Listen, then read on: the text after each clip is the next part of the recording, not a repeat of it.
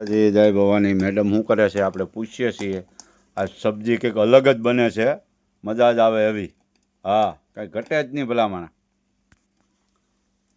શું કરો છો જય ભવાની કઈ અલગ તો કઈ નથી હો તો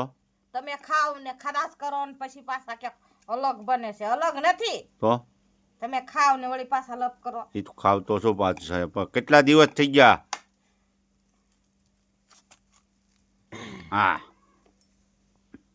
જો આ ડોડાનું શાક બનાવવાનું છે થાકોય ને હાલતું નહીં કુણા માખણ જેવા છે તોય હા આ ધોળા ડોડા છે એટલે ધોળા ડોડા દેશી કહેવાય આને કોને ખબર દેશી હોય કે પણ આપણે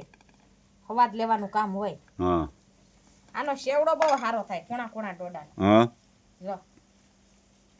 હા એક ડોડા એ બેઠું જો ઓલું થાય ને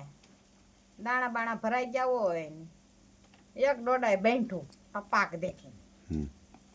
મજા જ આવ્યા કરે ખાવાની ડોડાનું શાક આ દાબી નાખ્યો ડોડાનું શાક રૂસડા બૂસડા કાઢવા પડે હમ હમા કરવા પડે હમ બાફવા પડે હમ પછી લવિંગ બાજા મીરી હમ નાખીને વઘાર કરવો પડે ભાઈ એમાં